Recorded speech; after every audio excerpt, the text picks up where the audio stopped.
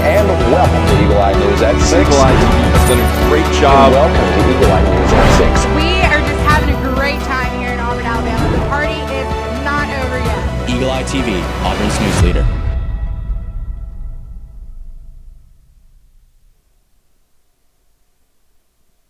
Good evening and welcome to Eagle Eye News at 6. I'm Ethan Clements. And I'm Morgan Sims. Thank you for joining us. Last Friday, students' votes were counted up and Auburn University's 2025 SGA cabinet and Miss Auburn were announced at the steps of Cater Lawn. Students and campaign members were absolutely fired up to find out who would win. Just in case you missed it, here's a quick recap on all the winners.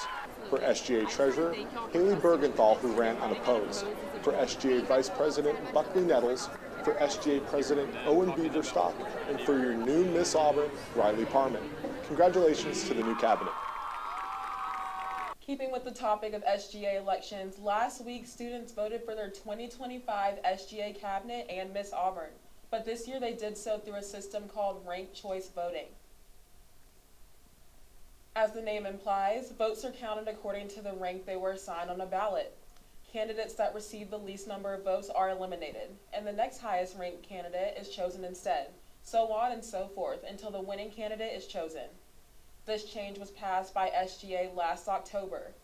We spoke with members of Miss Auburn and SGA campaign tabling on the Haley Concourse last Thursday to ask their thoughts on these voting changes, as well as if it affected how they campaigned and the engagement they received from students. I think we're just going back to the way we used to vote, but it's pretty similar to the way that the rest of SGA votes, so I think it's really cool. It's a great way for whoever wins to really just feel like the support of the entire student body. I think our entire goal of the campaign has been to spread love and to spread joy around Auburn's campus, and so that does kind of affect your ranked voting, but ultimately all we wanted to do anyways was just to bring people joy. I think that the campaigns have been really well run no matter what. All the campaigns support each other and are just rooting for who's the best position. I think ranked choice voting was a way to go for Miss Auburn just because there's always 5 candidates. I was the one that proposed that and passed it in the Senate this last year. But I think it's going to lend itself to a lot friendlier atmosphere.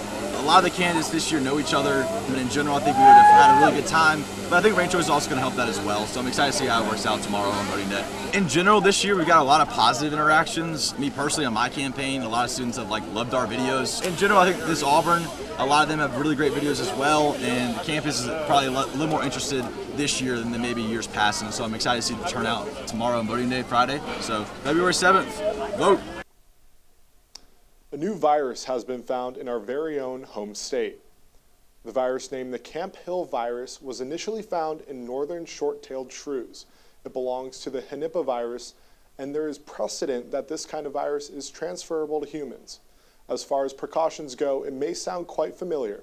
The CDC recommends avoiding contact with infected animals and their bodily fluids. Fraternities at Auburn University have taken extra measures to increase campus safety by installing Narcan cabinets in their houses. Planning for this initiative began in the summer of 2024 and was completed in November due to efforts by Student Affairs, SGA, and the Interfraternity Council, with 19 fraternities installing Narcan units into their houses. Narcan is a life-saving medication that competes with opioids to reverse the effects and can make all the difference in an opioid emergency. Installations across campus can be found near AED stations or on emergency blue light towers. Last Wednesday, University Program Council hosted a birthday bash in honor of Auburn's 169th year of being the loveliest village on the plains.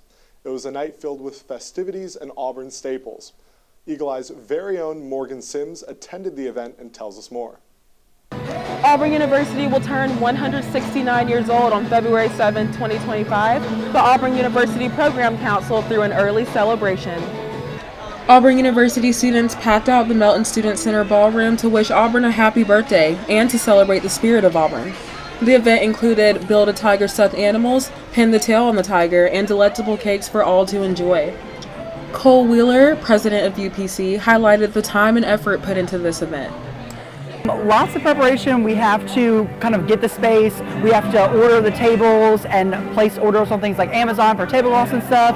Work with vendors to get things like cookie cake, as well as all the stuffed tigers we have that everyone loves so much. Work with Mama Goldberg's to get food for the event. So definitely a lot of pre-preparation goes in. I think that the teams who do these events usually start about 4-ish months in advance, kind of preparing for this event like that. Beyond the cake and candles, this event meant a lot more to many in attendance. I really love Auburn just because of the amazing traditions that are here.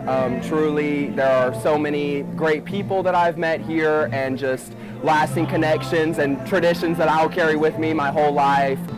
And for Eagle Eye TV, I'm Morgan Sims. When we come back, you'll get a weather update from Eagle Eye's Beauman Ivester and a political update with Ben Bradfield's Eye on the Hill. You're watching Eagle Eye News at 6.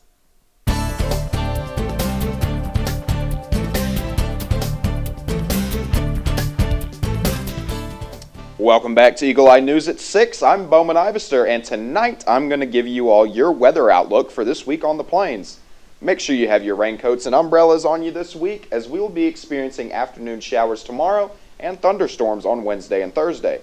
Friday, the sun is going to poke its head back out from behind the clouds.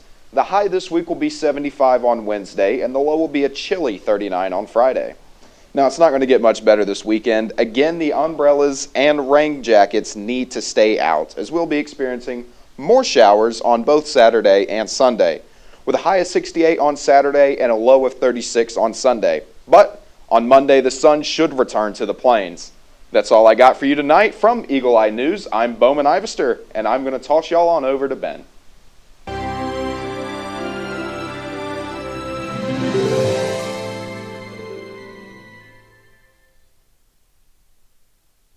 Good evening and welcome back to Eagle Eye News at 6. I'm Ben Bradfield with Eye on the Hill, here to provide you with the latest political updates. A potential government shutdown is on the horizon as House Speaker Mike Johnson accuses Democrats of attempting to set up some sort of government shutdown. This accusation comes amid ongoing negotiations over federal spending, with both parties at an impasse. Democrats are advocating for increased funding for social programs, while Trump insists on strict budget cuts. This standoff has raised concerns about the government's ability to function effectively and the potential impact on federal employees and services. In a move that has raised eyebrows, Donald Trump has dismissed the head of the National Archives.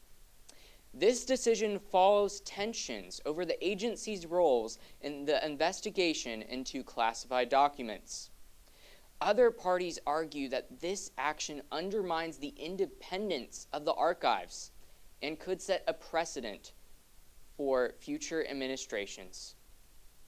In local news, Auburn concluded its annual student government elections last week, with Owen Beaverstock becoming SGA president, Buckley Nettles, the new vice president, Riley Parman becoming the new Miss Auburn, and uncontested candidate Haley Bergenthal winning the race for SGA treasurer.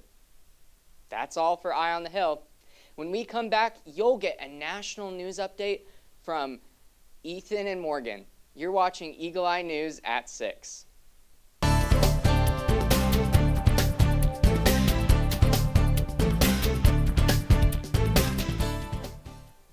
Welcome back to Eagle Eye News at 6. Voters in Ecuador are going to the polls this Sunday in a presidential election defined by drug-related violence and widespread energy blackouts. Current President Daniel Noboa was elected in 2023 after his predecessor resigned, dissolved Congress, and triggered new elections to avoid impeachment. Noboa faces a rematch against political rival Luisa Gonzalez, a leftist politician who is running on a platform to, quote, revive Ecuador, end quote.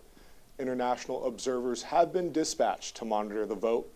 On Saturday, Ecuador's Electoral Council distributed election kits and heightened law enforcement's presence across the country to ensure today's vote runs peacefully.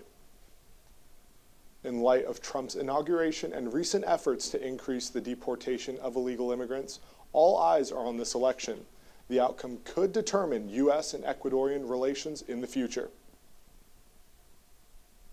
A hospital in Seattle has decided to suspend gender-affirming surgeries for transgender youth following President Trump's executive order banning such medical care for minors. On Sunday, hundreds gathered to protest this decision, saying it's putting trans kids at risk. Bridget Chavez reports. A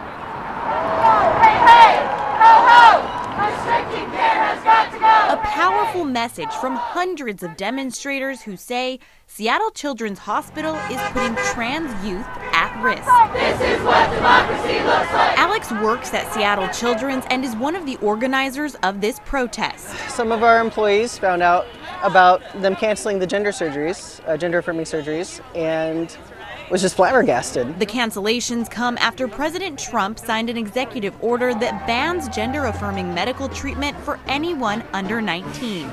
The Trump administration says these treatments include puberty blockers, hormone therapies, and certain surgical procedures. That's putting kids' lives in danger. That's hurting them actively. The goal here is to get the hospital to resume care. We demand that they immediately restart providing gender-affirming care by surgery or by whatever else a provider deems is necessary and good for their patient. This is the third protest that's happened here outside of Children's since Thursday, and people say they'll be out here again tomorrow and the following days until the hospital resumes those surgeries. Protesters also demand the hospital put out a public statement supporting gender-affirming care and reach out directly to families who've been impacted by this. They have a responsibility to care for these children. They have a responsibility to deliver evidence-based care, and that's why we're out here. King 5 reached out to Seattle Children's for comment, and they provided this statement saying, quote, Seattle Children's is supporting the Washington State Attorney General's temporary restraining order in response to President Trump's January 28th executive order directing federal agencies to revoke funding for institutions providing gender-affirming care to minors. Healthcare, not hate! In Seattle, Healthcare, not hate! Bridget Chavez, King 5 News. Kendrick Lamar's halftime show at the 59th Super Bowl was full of surprise guests, one of which appeared to be a protester. Toward the end of the show, someone unveiled a flag which featured the Sudanese flag on top of the Palestinian flag, with the words Sudan and Gaza written on it before seemingly being tackled by security. And now the NFL has confirmed that the protester was a performer, but that the dancer acted without coordinating with showrunners, saying, quote, the individual hid the item on his possession and unveiled it late in the show. No one involved with the production was aware of the individual's intent, end quote. They went on to commend security officials for acting swiftly. When we return, you'll get an Auburn sports update with Cohen Dalzell. You're watching Eagle Eye News at 6.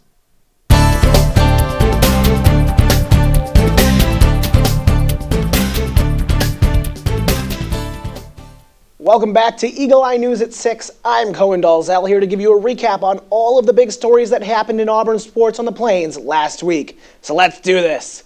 We're on to the court to start with some Auburn hoops. AP number 1 Auburn basketball hit their first roadblock in conference play this weekend after an impressive start to the week. Auburn blew the doors off of Oklahoma at Neville Arena on Tuesday before hosting number 6 Florida on Saturday afternoon. The Tigers just weren't on their game as Florida took control late in the first half and never relinquished their advantage, handing Auburn their first loss in SEC play, 90-81. Auburn's 14-game win streak was snapped by the loss as they continue the tough path in the SEC.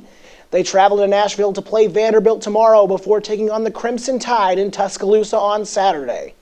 Auburn women's basketball played Texas A&M Thursday night for Black History Month at Neville Arena. Deanna Gaston at 18 for Auburn as they earned an important conference victory, 65-52. Women's hoops travels to play at number 15 Oklahoma in Norman tonight in what is the first of 3 straight ranked matchups. Number 11 Georgia was hosted by number 12 Auburn Gymnastics on Friday night in Neville Arena. Auburn earned another big win over the Dogs, 197.300 to 197.200, in a solid match for both squads. They travel to play Florida this Friday. Auburn women's tennis was on the court for the ITA Team National Championships this weekend. The 10th-ranked Tigers earned a couple of solid victories, including a 4-1 team win over number 4 Stanford before falling to number 1 Georgia by the same tally, 4-1. The nation's best equestrian was back in action and hit the ground running in both matches last week. The Tigers dominated Minnesota Crookston 19-0 before taking down number 9 UT Martin 11-6. They match up with South Carolina this Saturday. Auburn men and women's golf had some fun in the sun playing for the first time after the winter break. The women's team finished a tied 6th out of 18 teams at the Lady Puerto Rico Classic, finishing 16 over par on the week. The third-ranked men finished 4th of 20 at the MRRE Invitational in Hawaii, with a team score of 53 under on the weekend. The men had 3 finish top 10 individually as well, with Carson Baca leading the way at 18 under. Auburn softball is the final team we'll cover today, with the season kicking off with a couple of solid outings for the Tigers. Auburn won all 5 games in their opening weekend on the Plains. They topped Southern Illinois once on Friday 6-1 and again on Saturday 9-7. Then beat North Carolina Friday night 8-1 and again on Sunday 11-1. They also defeated Appalachian State in a 9-inning thriller on Saturday morning 10-9. From Sports on the Plains, that's all I've got for you tonight. When we come back, you'll get a business and consumer update from Morgan and Brady back at the desk. I'm Cohen Dalzell for Eagle Eye Sports, and you're watching Eagle Eye News at 6. We'll be right back.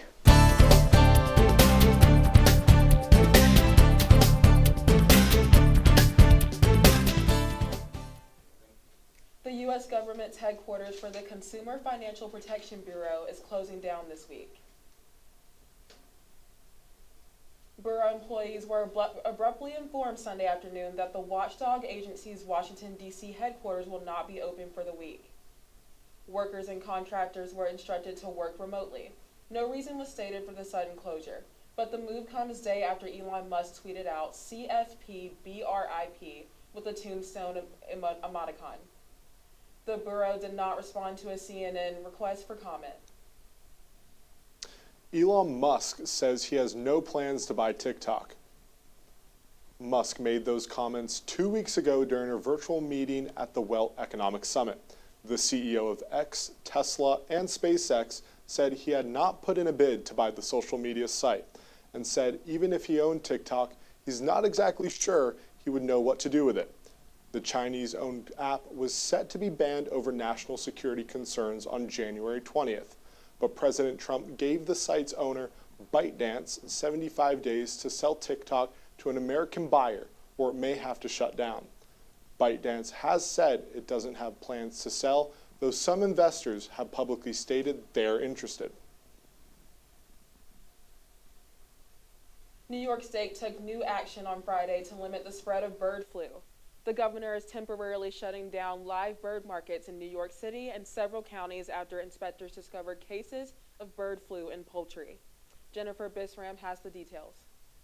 We're issuing a notice and order to temporarily shut down all live bird markets in New York City, as well as in Westchester, Nassau, and Suffolk counties. Quality live poultry in Queens is one of about 80 poultry markets in New York. Governor Kathy Hochul ordered to temporarily shut down Friday morning. Over the last week, inspectors have detected 7 cases of bird flu in poultry during routine inspections at live bird markets in the Bronx, Brooklyn, and Queens.